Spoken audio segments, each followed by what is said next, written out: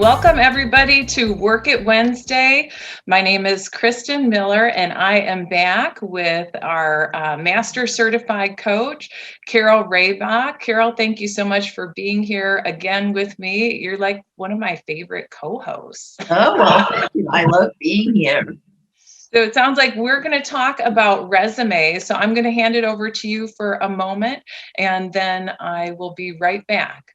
Okay, great. Well, today, as Kristen just said, we're going to explore the whole world of resumes, how to write them, what they look like, different types of resumes.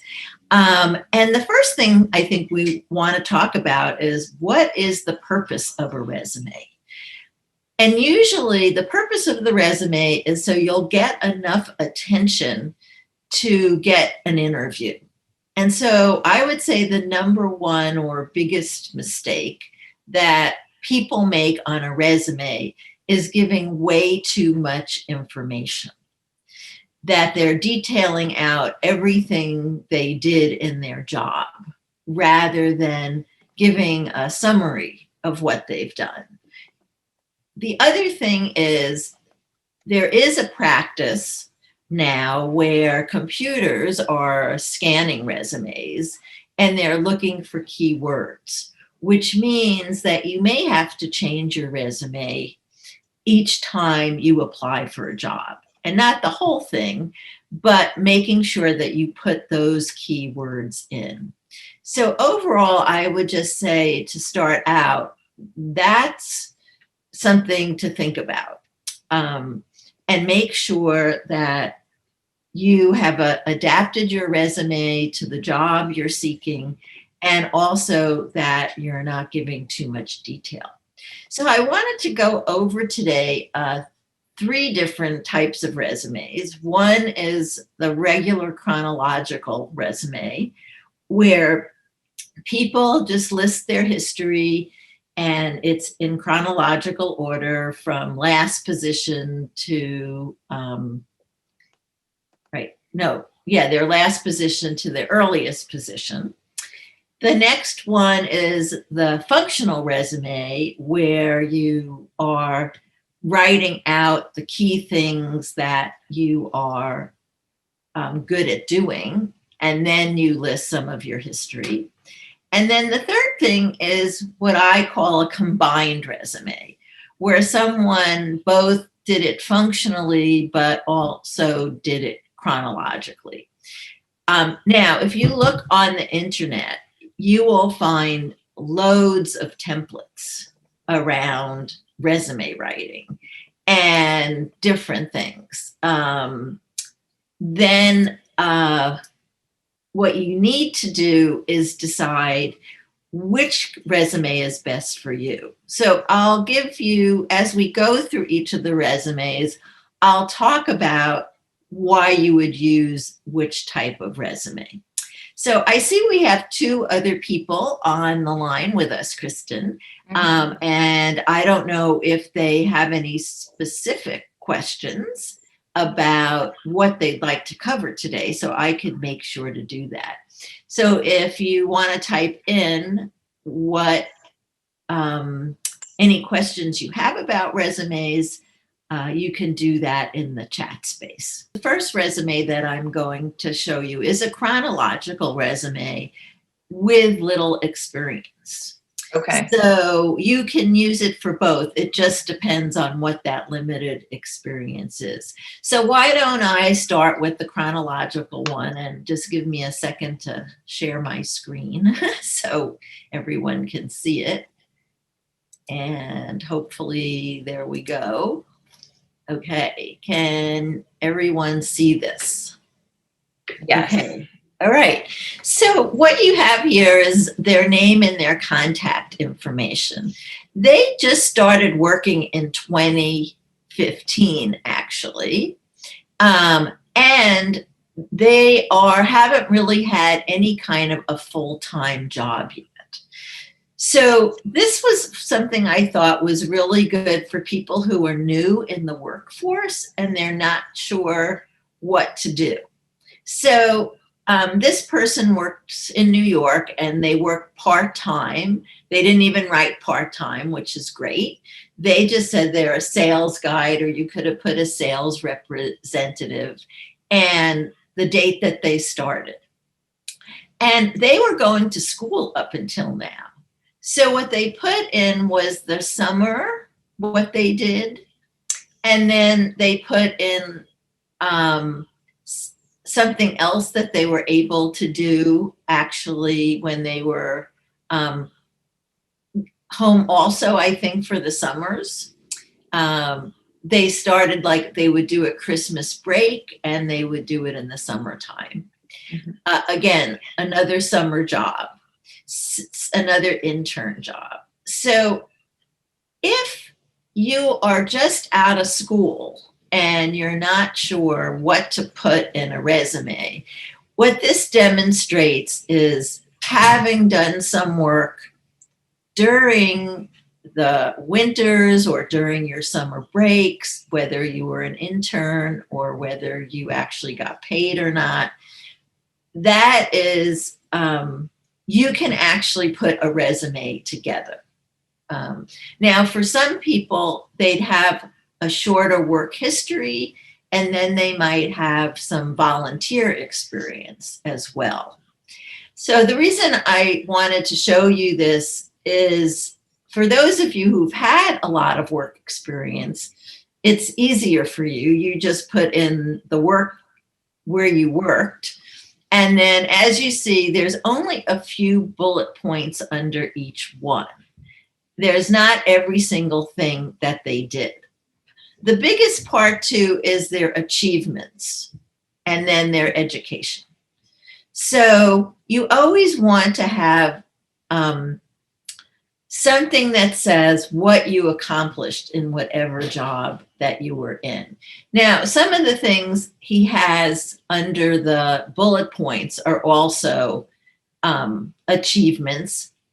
But one of the things you also want to look at is use computer database, skills to assist in customer support.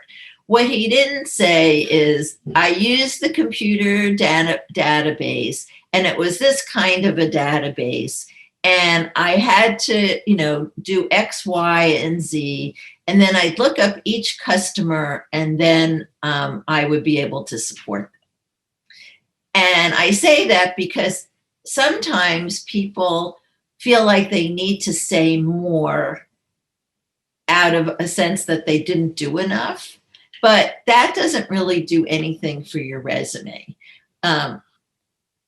Or like of performing administrative duties. You don't have to list every administrative duty you ever had, right? I was just thinking that. I was reading that and I thought, couldn't you just edit this down a little bit and say administrative duties relating to renovation and restoration of yada, yada, yada, So what would you cut out? Performing. Because I think that's implied, and I think sometimes when I see resumes, I want to edit a lot of the. Well, maybe there's new thought around it, but it used to be that you wanted to have an action word to start out. So that's why it's performed, established, interacted, created, coached, established, responsible. So the idea is that you have an action in front. Well, and the other thing I noticed is it's in different tenses. So performing would be performed, and you would right, exactly. Yes. So this is not the perfect resume, but I think it has most of the elements. So again, coach players from ages 6 to 15 in the skills, and again, didn't write out all the skills. So I think this is sort of, again, Kristen, you can say, like down here, he has phone solicitation for tickets. If he was doing it all the way, again, he would probably say called Or solicited. But I Or like this solicited. because it gives us something to talk about and show examples on. So it Right. doesn't, I don't want a perfect resume. Right. And, but I think the action words are important. I think, as you said, the tense is important. Mhm. And I also think that you can have a resume right out of college with little work experience. And everything counts, is I think is what this is saying. So, any questions about the chronological resume and how it looks? I Or think it looks nice. Yeah, we don't have any questions at this point. I okay. like visually, there's a lot on this page, but I think it flows. And the type is all the same. Where I get a little bit, my eyes sometimes, like when you see a resume, they're using different types, different like fonts, different sizes, like Right. multiple, like we can see that they bolded the the business, and then underneath is administrative assistant. I think personally, I think administrative assistant should be bolded, not the company.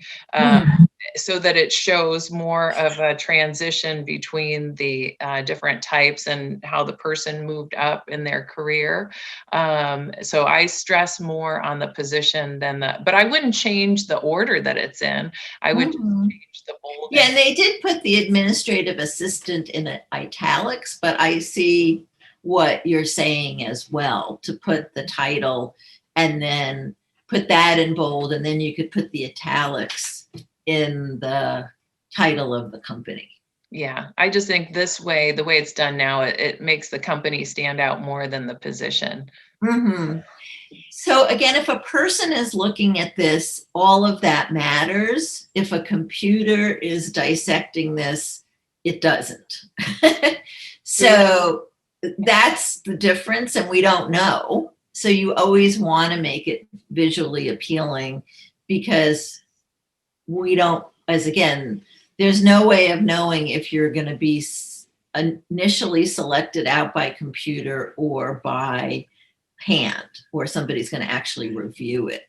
So here, probably some of the keywords might be customer. Customer shows up a lot.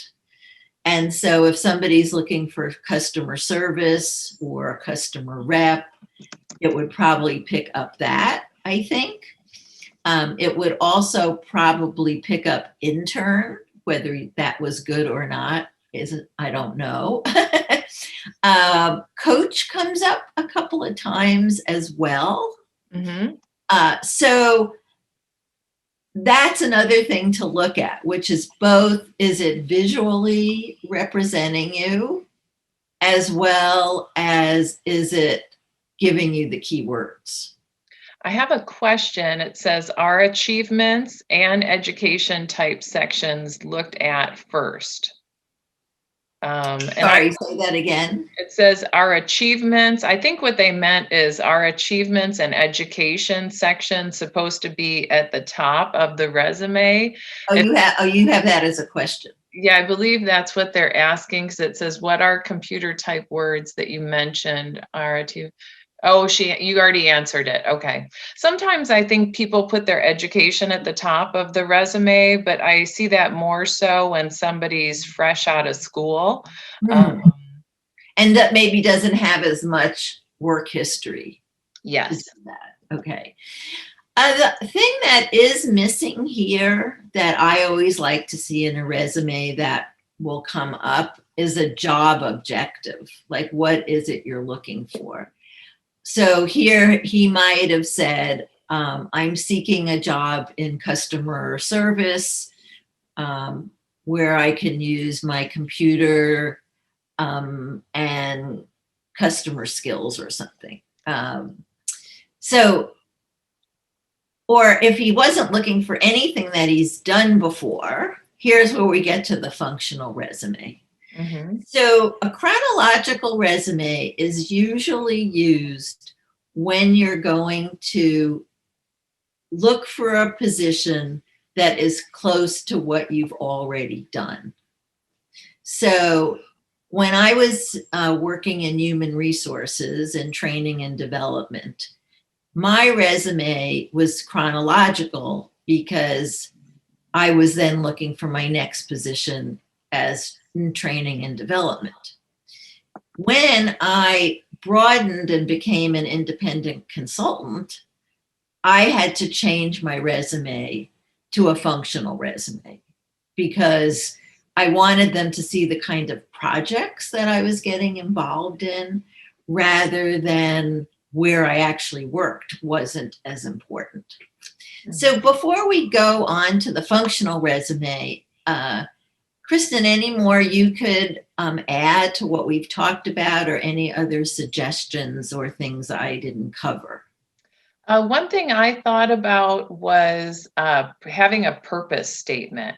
I don't know how to switch this there's not like a talking head in the background, but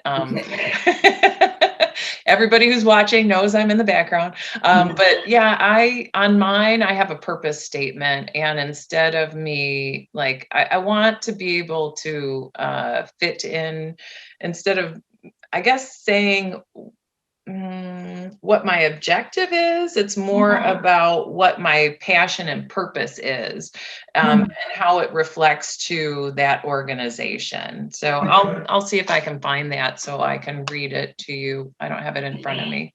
So my suggestion around that, and we're not covering it today, is cover letters. Yes. Like if you have a cover letter, that's where I think the purpose belongs more than in a resume. And the reason that I say that is, again, if a computer is searching, they're not going to find what you have in your purpose statement relevant to a job. Correct. You're right on with that. Whereas if I was applying for a job, I would have a direct contact I was sending a resume to if I did something like that. Right. Now, many people are just answering ads like on Indeed and other places, and that's where you're going to get a computer search. So I think you also make a great point, Kristen, is are you answering a blind ad, or are you knowing that you're going to give it to someone? Because I think the resume will look different in those cases. Okay. Well, one of the things that we did talk about in another one of our Work at Wednesdays was networking. And that's still, what was it, 75% or 80% of the jobs are still through networking. So then your resume would be tailored to that group, and also your purpose statement would get seen. So I think, again, if you're networking, that's a perfect place to put it. If you're just sending it blindly, I think a job objective works a little bit better for that reason. So anything else before we move to the next one? No, I think you covered pretty much all of the questions. Okay, great. So I'll take this down and I will come up with the functional resume in a minute. Awesome. And do you have any recommendations as far as like when you're keeping your resume updated, how somebody should update their LinkedIn? Like, do you recommend doing that every once in a while when you're updating your resume?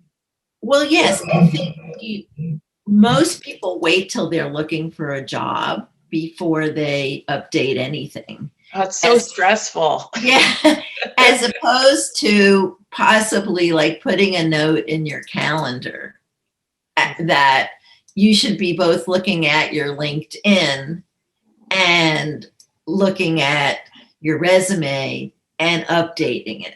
And especially if you have a long work history, you're going to want to start weeding out some things and making sure that the latest work that you've been doing is in the current resume.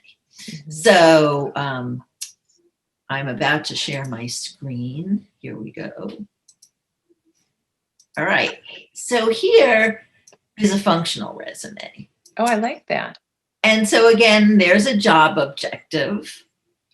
This is what I'm looking for, and here are my skills, because I'm not looking for what I did before, but I want to take my skills and move them somewhere else.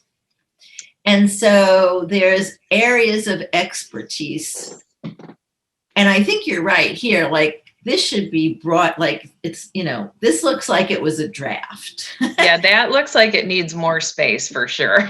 Yeah. So program development should be bold, like team development and areas of expertise. So this is their top thing, is program development, team management. And then I wrote, because this was a draft that I sent back to somebody, list as many areas of expertise as you have. The above is just a sample. So you might have software or hardware development or implementation, customer service, operations, management. So whatever you want to put into these kind of bullets, okay, into these categories. And usually when somebody is developing a functional resume, I say they do that first. Like, figure out what are the categories. So recently, somebody who's been in banking for a long time, but wanted to get out of banking and wanted to do something different. So they had like operations as one of their areas. Another one was customer service. Another one was administrative work. And so that left them open to other things besides being in banking. Finance actually was a top category. And here, the accomplishments, you want a lot of accomplishments, or as many as you can, okay? Then on the bottom, they have professional experience or volunteer experience, and then your education. So questions about the functional resume, other than it needs help. This one needs a little bit of help. But I thought it would give you a good example of how to write one. I think this is a really good example, a visual example of how to do this. I think, like, for me, it does look like there's a lot of information, but it's good. It engages somebody to have a conversation and start asking questions for more information. Right. And here they could have bulleted it out, like they didn't need so much under the second bullet, adapted art music. They could have had a third bullet that said customized team program planning to fit the needs of participants. So again, somebody sent this to me as a draft where, here they have a spelling thing. So I was looking more for how did they break it out? Did they have enough of their expertise, which here I didn't think they did. 2 things didn't seem like enough. So I probably sent it back and said, list some more. And also, even in the accomplishments, I think they could have broken out the accomplishments into more accomplishments. Like they put too much in each one that I think you could have done here. So this is, again, if you want someone to see what you can do more than what your work history was. Now, the big thing that comes up, and we talked about this in the interviewing, is, well, what if I've had a break in employment? How do I show that? What if I have,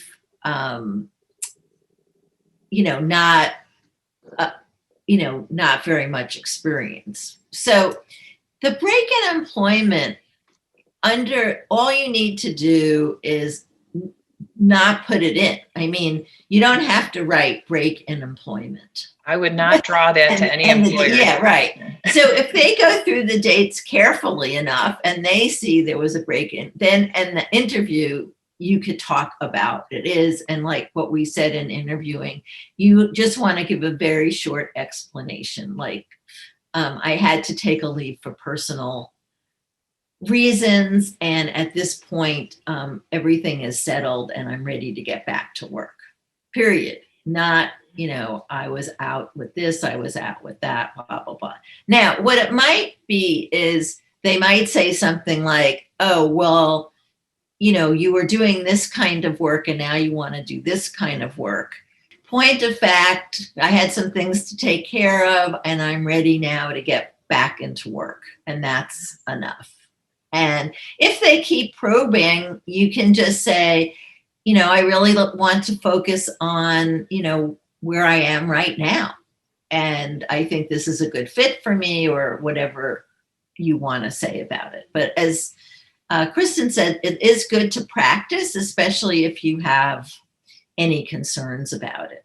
And don't be afraid to put volunteer experience at all. I think, the other thing is like people who took a leave and now there's men and women who are raising children, one's parent is working and then they want to get back in the workforce. And again, you don't need a big explanation for that either. So we only have about another 10 or 12 minutes, and I want to get to the last one, which is what I see as a combined one. The person's name is on it. I have permission because it was in a PDF and there was no way that I could change his name, and he said it was fine. And actually, it's the first resume I showed you, the chronological one, but now he's had several years of experience. And what he's actually done is made it into a both chronological and functional resume. So what he did here is he put in a summary, his contact details. He now says he's a sales executive. And then he has his employment history. So you see all that stuff that was in his first jobs and his intern, totally taken out of it. And where I said it might be a combination is where he put the achievements and what the achievements are. And in the summary, the only thing I would put in here that he didn't is probably list out his skills. Like he did that a little bit in the summary, but I think I would have, one, had his contact details up there, and instead I would have put skills and expertise instead of where he has the contact details. So I really couldn't find the perfect resume without redoing one. So this visually, I think, looks way better. And he saw that he didn't need to have all those part-time jobs and internship, that once you've had enough years of experience, which wasn't, 2017 to even 2023 years, that's enough. You don't need to then go backwards. How much experience do you have to put on, or like how much history? Because I've heard different things, but I think 10 is what I hear consistently. Is that? I think it would depend. One of the things that I think is this, that brought up a good question, which is when I might use a functional resume when somebody in 10 years has had like 6 jobs. Okay. Then, that's a lot of jobs, right? What if they're a contract employee though? Well, then that's what I'd put. Like I would just put, contract employee, and then I'd put what I'd probably do a chronological one there. But okay, if I've had 6 different jobs and I'm not a contractor, I don't want to lay out 6 jobs in 10 years. I would definitely do a functional resume then, and then I could list my jobs at the end. I was trying to think of my resume, and I actually have more than that, because for about 15 years, I've done pretty much the same thing. as a coach and a consultant. Mhm. So I put in my job before I left into consulting under that. So they could see I had some work history, that I wasn't just a consultant forever. Now, also under education, this is something that people also ask, should they put the dates? Yeah, I was wondering about that. Now, many people do. Some people don't because of age discrimination on either end. Mhm. But here you can see their work history, so they haven't had a lot of work history. But for me, if I put down, like when I graduated college, people can easily figure out how old I am. And I might feel like if I think somebody might be age discrimination, I might not put the dates. But because I'm a consultant, it doesn't matter to me. Okay.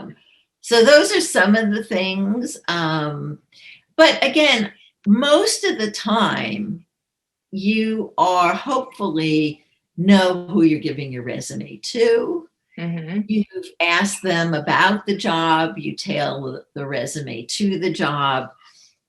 This is more in cases where it's kind of blind. And maybe at the end of this, you could just say where they could find that video, or if they just look up YouTube Oh, yeah. tips for whatever. If you go to YouTube and you type in Work It Daily, you'll be able to find their channel. And they've got all these free videos, and they do have a paid subscription where they can assist people. I've not used that, but I have gotten a lot out of their videos and their tutorials. They'll send you a packet of free information on the top 18 interview questions. They've got all kinds of resources. So I highly recommend checking out some of these videos. They also do lives. They've got more information on why you don't hear things back from employers when you apply online, information on veteran job search, how parents can influence their children's success in the workforce, interviews during a pandemic, 8 common job search roadblocks. The list just goes on and on. Interview questions, common interview mistakes, and a lot of these are shorter videos. So you can watch them and listen to them in the background while you're getting other work and stuff done. There was one thing you just went through that reminded me of something. It was the job search scams. Oh. And, one of the things to be wary of is if you ask for salary range and they don't give it to you, because most of the time that's about them wanting you to work on commission. Uh-huh. And most companies or legitimate companies will either say this is a commission job, or they will give you a salary range. So I've had people tell me they've gone through 3-4 interviews without ever getting the salary. And then once they're hooked on wanting the job, find out it's a commission only job. Now, if you're looking for commission only, that's fine, but most people aren't. So it was up there, the job search scams and what you should know. So I don't know if that's one of them, but that's certainly one that I've been hearing about recently. Interesting. Yeah, I've heard that there are several different scams, so people do have to be careful. I don't know why my video went off. Okay, there we are. Back. There we are, but it looks like time is up. And as always, it's such a pleasure to be with you, Kristen, and all the viewers who are out there. And I'm sure I'll be back, and I hope so. And we'll see what else we can talk about, and any feedback for me or Kristen, we'd love to have. Yeah, so, and next week, I did want to mention we've got the LGBTQ connection coming on.